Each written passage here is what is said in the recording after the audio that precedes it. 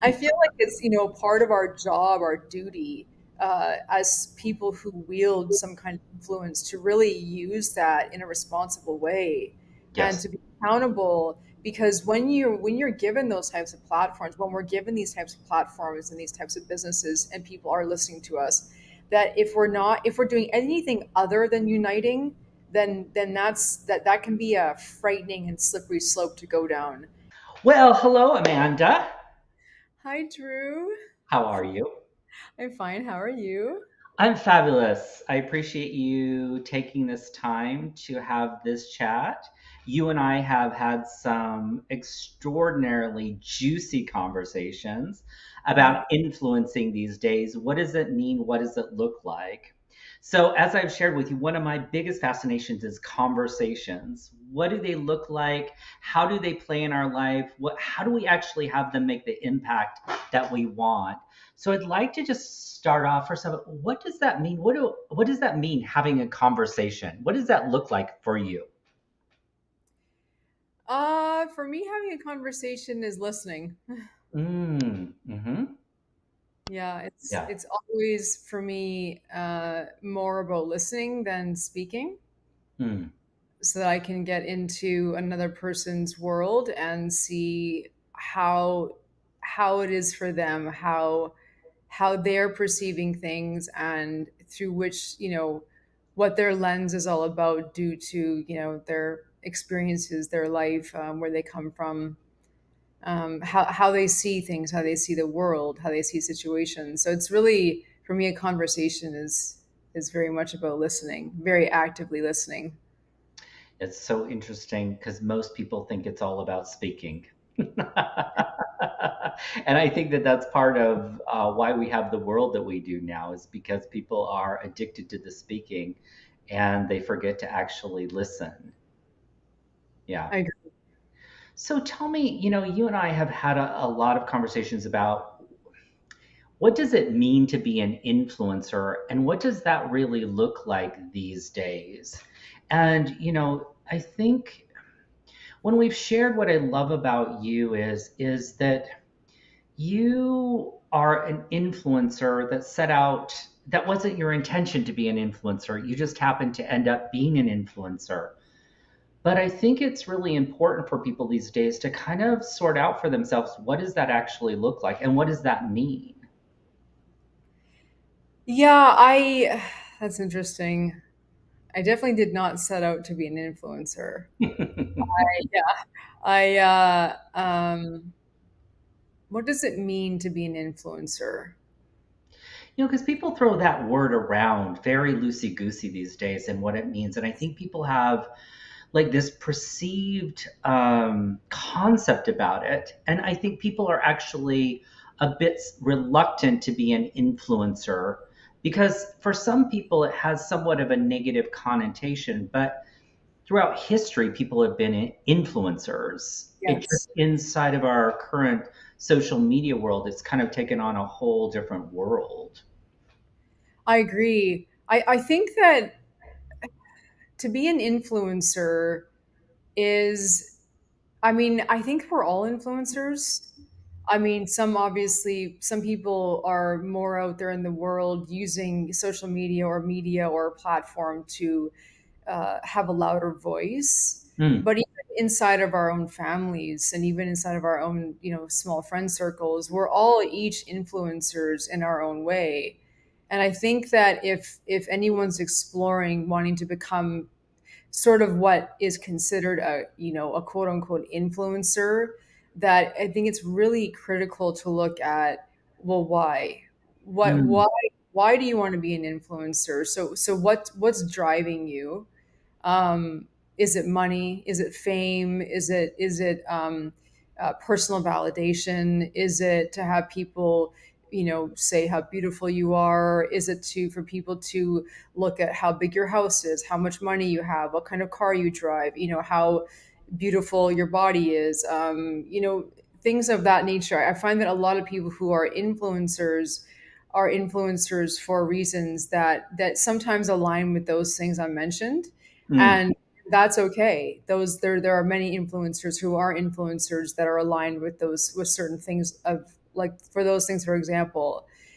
Um, and then I think that it's also, so when we look at if we want to be an influencer in this world, first of all, looking at why we want to. So what are we trying to influence? So for me, because I can only speak for myself, I I took to the world of social media and film to influence the way that to take a look at why we are constantly listening to polarizing and dividing messages and Mhm. messaging in Yeah. social media. And it was something that personally bothered me very powerfully, especially in the past. I would say it started bothering me probably in when the Occupy Wall Street movement happened.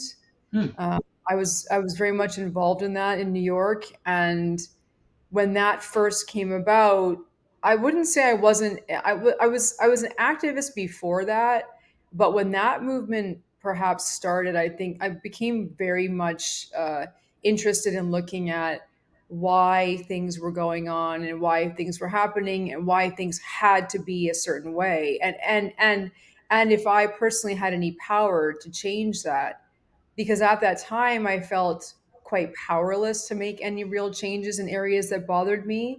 Hmm.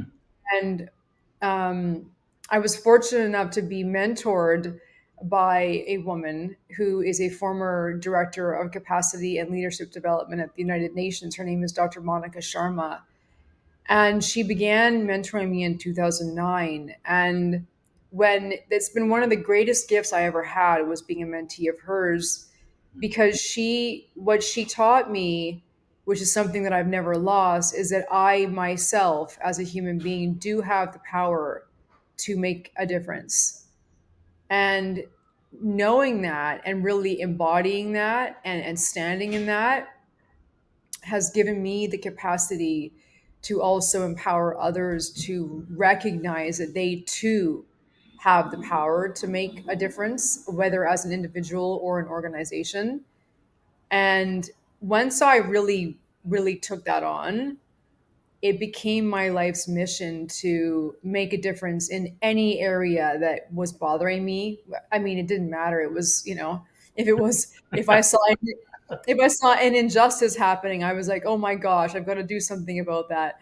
If I Hmm. saw, or you're not that I've got to, or how can I do, what can I do to shift something in that area? How can I add whatever expertise I have or whatever wisdom or knowledge I've got into supporting something that is an issue that I saw that could be changed for the betterment of humanity? And also not so much asserting my own self into those spaces, which I did very much do as well, but Hmm. also to listening to why people felt the way they did about those situations, and then looking at how that also aligned with my own values and what it is that I stand for. Because sometimes, things can bother me, but they may not bother others, and vice versa. Right. Yeah.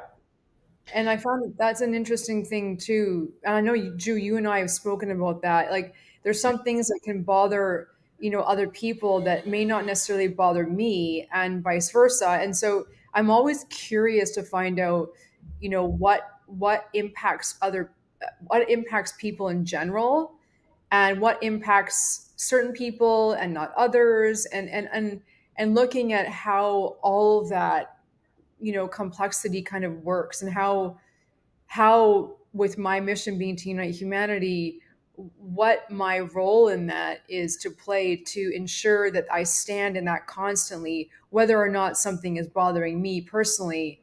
If my commitment is to unite humanity, these things better matter to me, because if they don't, then I won't be able to unite humanity, or have some co-creative process in that mission. Hmm. I can see why you are and you became an influencer. And I hadn't seen this before in this way. It's because you listen. And I hadn't ever seen the power. Like, I agree with you when it comes to conversations that the most powerful thing is the listening, it's not the speaking. I 100% agree. One of the things that you shared, though, I'm actually seeing is that in order to be powerful in influencing, it's more about the listening than it is the speaking. And I think, particularly if you want to be an influencer that has true impact, you're really committed to making a difference in the world. And I see why you have become an influencer is because you're listening.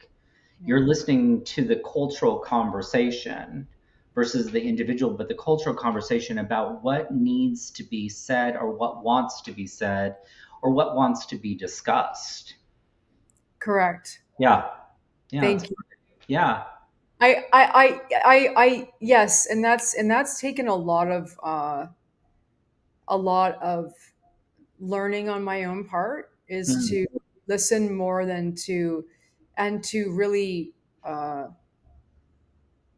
you know, put my ego aside, Yeah. uh, because so much of, I think, influencing, and wanting to be wanting to be an influencer Yeah.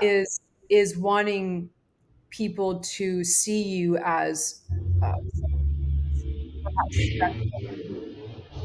And for me, there's also a little bit of a thing that comes along with influencing, in my personal opinion, and that is that a lot of influencers, what from what I've observed, is that they are influencing in areas that are considered socially acceptable. Mm. And so and that's quite common. And when you become an influencer that is influencing in areas that are considered socially acceptable, you are taken in really by the masses, because people follow what the current state of, what is socially acceptable, is all about. Yeah. So people follow that. Now, if you are an influencer or are a person who is speaking on topics they may not be considered socially acceptable, you may not become, as big of an influencer as other people who are doing what is considered more socially acceptable. But on the other hand, you could also become quite a big influencer, because you're then speaking to a group of people that might not necessarily have as loud of a voice. Yes. Yeah, that's brilliant. And I think it's so important these days because there is a consistent narrative across the media platforms. And unfortunately, like you say, those voices that need to be heard, or at least inside of the conversation, get drowned out. And I think that this is, those influencers that are courageous enough to not go against it for the sake of going against something. Because there are those people that are just, they go against it because it's a great strategy to get followers and everything. But those people that, like you, are listening for voices that aren't being heard or that should be part of the conversation and being courageous enough to bring them to the conversation, for me, that's kind of the future of humanity. That's kind of what's at stake here. I mean, I don't mean to be dramatic about it, but otherwise, what happens is we're just carried along the drift of whatever, certain people want the narrative to be. And so, and polarization works, right? It sells newspapers. We know that, but we've become a society that's completely divided now, and we're not united. But the only way that we are going to get united is for people like you that are courageous enough to stand up and say, "Hey, wait, no one's listening to one another, and what's missing that would make the difference?" It takes, it takes, it takes a lot of courage. I Yeah, am not going. I mean, it does. if I mean, it's yes, and there are people in my life that say, that often contact me and say, I don't know how you're doing what you're doing or why you continue doing it. Hmm. And, why not just make a difference in, just with the people that you care about the most and those that are closest to you. And I mean, I am making a difference to the people that are closest to me. Yeah. I mean, it's not that I'm just trying. And by the way, I'm not trying to be a martyr and like, oh, I've got to change the world, otherwise I don't mean anything. No, it's there's just a real burning desire that I have, and I've had it for, I think, even before I met my mentor and Mm, mentors, since I was very small, yeah. small child, uh, to unite people. And I think that that might be because I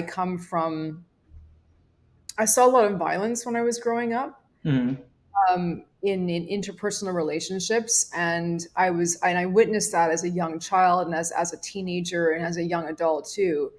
And it frightened me, and I wasn't a fan of that. And I was always in my family and in my friendships, I experienced a lot of bullying, and I was always trying to figure out what exactly it was that had people be so angry mm, and so wanting to participate in conflict. mm, And so it was something that I know I felt as a younger person, that just I brought into my adult life. And then when I began working with my mentor in New York in 2009, it was something that I think just came so much to the forefront of who I like, the essence of who I am, that had started at a young age. But then I was like, oh, this is really the outlet where, whatever happened with me at a young age, or whatever I'd experienced, I was now taking that and being able to channel that into something that perhaps could contribute to having less conflict in the world. Like, one of the things that's very important to me is peace, mm. and that will always be important to me. Um, and so for me, uniting humanity really is peace. It's us coming together and looking at why. First of all, why are we polarized? I mean, I believe that we're more alike than we are different. Yeah. And I mean, not everyone believes that. That's my personal opinion. Um, but I do think that the world, it could be, and I don't mean to be dramatic here either, but I my opinion, I think unless we really redefine what influencer means and look at what it means to be an influencer, that we are going down a very dangerous path. And I think that it's really a responsibility, a huge responsibility, gigantic, in fact, as an influencer, to wield that power in a way that is going to unite us rather than divide us. Because we can see throughout history too, with things that have been created, movements that have started, groups that have been formed, that they're not always formed or created, co-created in, I would call, universal values, which is what my mentor calls them. Yeah. Universal values are values that support not just yourself, myself, but all others as well. And so when we don't really look at what we're doing or saying or creating or co-creating in the world, and we're just going out there and just flapping our gums and being an influencer and not taking accountability or responsibility for that, it's those things can have a very powerful ripple effect, and they can be either a ripple effect for good or a ripple effect for more further polarization and division. Yeah. Yeah, I agree with you. I do think that it's a topic that is really important. Is what does it mean to be an influencer, and what is the responsibility? And also, then I think to support those people that are courageous enough to go against the grain because they have something in them. I personally believe that we, for whatever reason, are here on the planet, and we do have personal instructions inside of us that actually, and our life kind of lines up with those for whatever reason. And I feel like a lot of people, like you, have this burning um, desire, right? Because they're listening to the cultural conversation, a desire to actually make a difference, but they're, I don't, it feels like they don't have like a support structure around them. because it's important not only to have the desire, but you were lucky enough to come across a mentor, right? And that changed everything. And I think for a lot of people, they have those that burning, but where do they go? How do they start? What does that look like? you Well, know they can come to you and I. That's true. They could absolutely come to you and I. I mean, that's why I started my PR company, with Michelle 25 years ago, was to get up underneath those people that were committed to making a difference, that were brave enough to get their voices out there. And I know you work with influencers exactly the same way, but it's important that you find that community around you to support you in, you know, fulfilling that, whatever that burning desire is that you have, those personal instructions that you have. I is sorry. Go ahead. Go ahead. Please. Oh, I wasn't sure if I was interrupting you there. I don't No, want to. you weren't. It's perfect. I that is really vital because you when we go out there and if we want to be an influencer or someone of influence, we start looking for the groups or you can even call them silos and echo chambers. Really, I mean Mm, the groups that we have aligned values or opinions with. But see that therein lies an actual problem in itself. yeah. So it's like that, and see that is a challenge that I see about being an influencer too, is that when you begin aligning yourself with groups or sort of identities and things like that, um, it's difficult to be an influencer that can listen to all, Yeah. because if what you're immersing yourself in every day is a group of people or groups, plural, with people who only have share your same opinions, then how are you going to be an influencer for all? And that's the thing too. Like that's another thing too. I mean, if you look at it from a business model perspective, I think choosing a niche is probably what most people do when they set out to influence, and it makes sense because if you're an influencer for all, if you're a voice for all, how do you monetize that? Yeah. How do you make a business out of not, so say you're a real estate agent. Okay, well, I'm going to go and be a real estate agent. I'm going to become an influencer in that area. That makes sense because that's your business. Yeah. When I'm talking about influencing is different than that. Um, like for me, when we redefine what influencer actually means, it will make us question everything we're currently looking at as influencers. Mm, Because influencers are steering us in a certain direction, just like media does, and yes. they're steering our minds in a certain direction to believe in, to buy into some kind of opinion, product, idea, it's a service, etc. And so for me, it's about looking at, well, is that idea, product, service, is that going to serve all of humanity, or is Mm, that just going to serve some? And so I continually am listening for, and this is it's interesting. Just to give you an example of what I mean. I was on Instagram a couple of weeks ago, and a friend of mine was posting some really polarizing messages, and that's okay. They can, but this is the thing: we're free to do whatever we want to do. It's not. It's neither bad or good or whatever. It's just what it is. And for me, it's not what I want to be an influencer for, because I don't want to divide people. I mm, want to bring people together. I also want to have people get more present or re-presence themselves to the interconnectedness that we share. I yeah. think that we've lost a lot of that in these identity politics and with the groups that we've joined and the silos and echo chambers and things like that. And I think, the reason why these things thrive so much is because we're all trying to find a sense of belonging. And so it Mm, makes sense. I want to belong. I right. mean, when I was growing up, I was bullied, and so I wanted to figure out what it was that was first of all, how I could fit in, how I could belong, so I could change myself enough to belong. But how about just belonging just the way we are?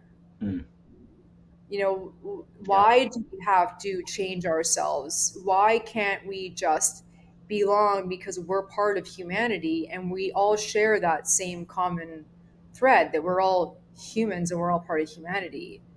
No matter how we show up, no matter how different we look, no matter how unique we are. I mean, I'm not saying that, we're all the same. That's not what I'm saying here. We're yeah, not. We're not all the same. First of all, I don't believe that. We're yeah, not. right. We're all, we are individuals, and we have beautiful uniqueness about each of ourselves. And I think that those uniquenesses are important to celebrate, very important to celebrate. I would just say that when we're doing that, is to not lose sight of the interconnectedness that we share. And I think that's a very interesting walk that we take when we're celebrating our uniquenesses while also recognizing that we are all very connected. Yeah. I think that, one of the things that I see inside of the marketing world is we've been fed that something's wrong with you, it needs to be fixed. Yes. A guy named Edward Bernays, the godfather of PR, figured out that he could tap into people's psyches, aggravate that, and then ta-da, here is, there's something wrong with you, there's something wrong with them, there's something wrong with it. And so we have this world of just basically not enough. And I, and what's interesting when you said that I hadn't seen it is just like people will go to those silos of the media or the influencers, that content they're consuming, but it's also very true with the marketing, right? And it's, the media that you pay attention to, they're trying to market you certain products that you're broken. It goes hand in hand there. And I think that I love what you're saying, because I think unless we interrupt that and we get that we're enough and Yes. they're enough and it's enough, then basically we have these polarizing, because we're trying to fulfill a hole, trying to fulfill a need. Yes. And I think that that's it, on the marketing side of, when you decide, yeah, I want to be an influencer, it's so critical that your marketing aligns with your philosophies there, because it's so easy to fall into the traps, because that's what marketing does, create silos. What's their pain point? How do you aggravate it so that you can present your product to them? And that's the same with influencers. Like you say, like you were talking, those influencers that speak to a particular audience, they know the pain point and they try to leave it. But the problem is it just leads to polarization. Yes. And I think it's such a super interesting conversation and critical conversation, because if we don't interrupt that, then, we're heading down a particular road that just doesn't look very rosy. No, It looks quite frightening. yeah, yes, yes, I you know, agree. yeah, Yeah, particularly in the United States. I'm glad that I live in Europe, because when yeah, I fly back to the United States, I can feel the polarization. It's yeah. palpable now. When I'm around there, people are very angry and really they're just not happy campers. And that's, I think, what the polarization has actually led to. I agree. Yeah. I definitely would say, and I've lived in different countries, and I've lived in developing countries, and for personally, on my own personal opinion, is that I definitely feel the polarization more here Yeah. than than in any other country I've ever lived in. And I've spoken about that to my parents too. And when I first moved to the United States from Canada, there were some things I experienced here that I had not witnessed in when Mm. I was younger, Yeah. uh, not to the extent that I witnessed down here. Yeah. And even though Canada is obviously very similar to the United States, there was definitely a difference in things that I saw in some of the states I went and lived in here. And it was a wake up call for me. Definitely, I think that I lived in quite a bit of ignorance for a long time, and it was also very sad. It made me very sad, and I think that part of that sadness came from the fact that I do resonate quite deeply with um, with just the human experience, Mm, um, perhaps due to my own personal experiences, but also due to just resonating with people in general, and feeling, experiencing, at least at some level, pain when I listen to people's stories. yeah, Um, it's heartbreaking. Oh, yeah, yeah. yeah. Um, and I think that I really do feel that influencers and media professionals, yourself, myself, I'm a filmmaker, you're a publicist, Yeah. I think that really I do, and I mean, maybe you don't feel this way, but I feel like it's part of our job, our duty, as people who wield some kind of influence, to really use that in a responsible way and Yes. to be accountable. Because when you're given those types of platforms, when we're given these types of platforms and these types of businesses, and people are listening to us, that if we're doing anything other than uniting, then that can be a frightening and slippery slope to go down.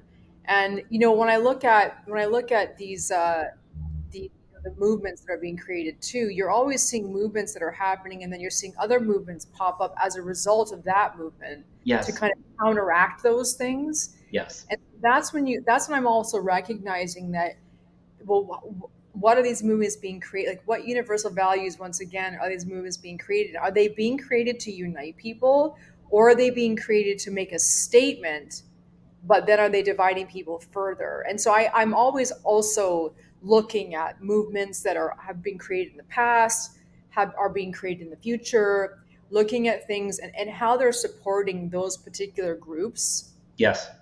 And Yes. I really admire you and your courage to be out there and fulfill on that burning desire that you have.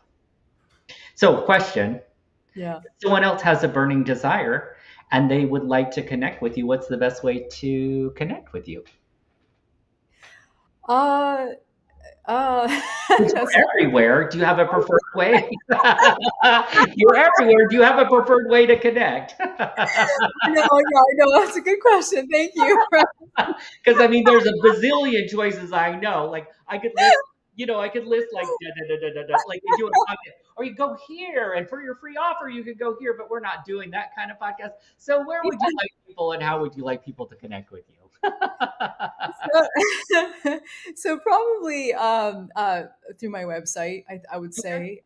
say. Yeah, it's because that's my email address.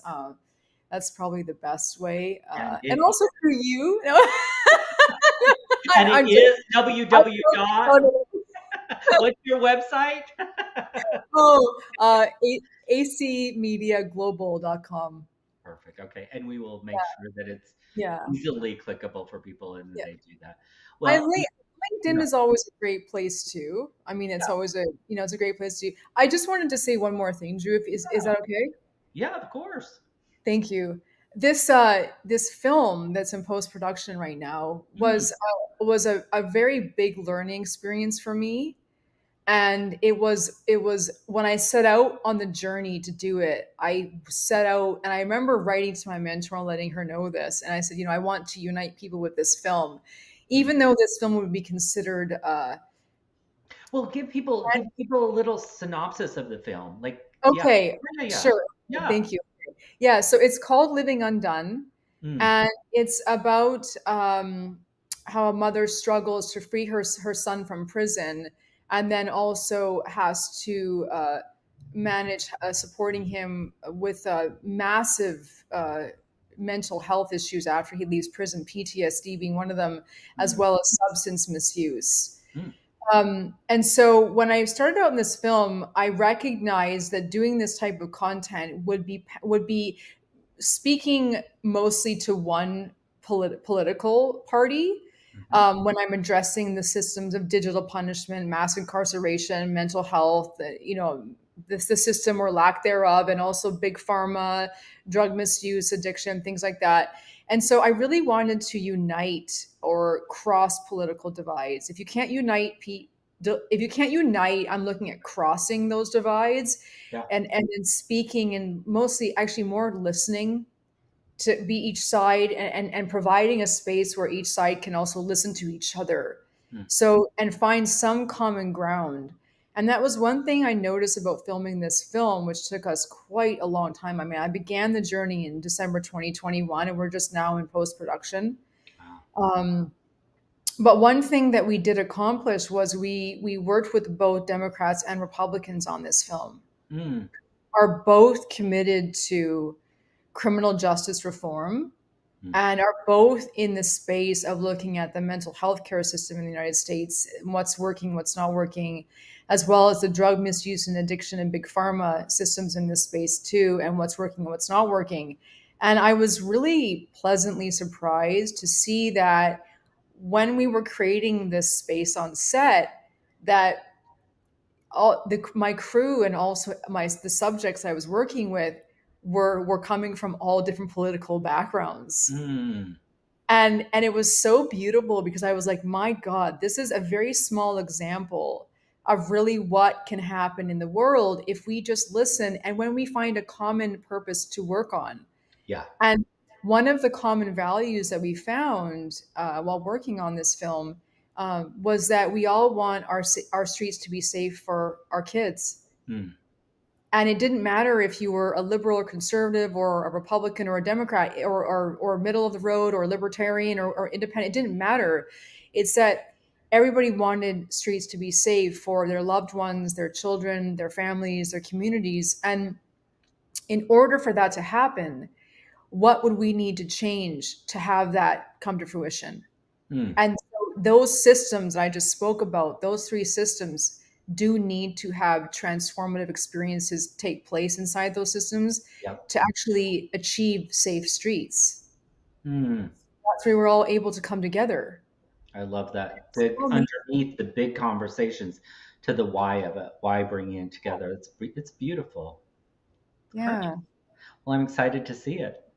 Thank you. I hope you'll come whenever we do the screening. Please come. Yes. Can you do a screening in Europe? Well, if we get into film festivals, can you come as my date? I done, done, and done. Sorted. Okay. On that Okay. note, we're leaving. Thank you, Amanda, for taking this time to chat with me. I adore you, and I really appreciate the conversation. Thank you so much for having me, Drew. Thank you. I'm really, really honored to be here. Thank you. Thank you.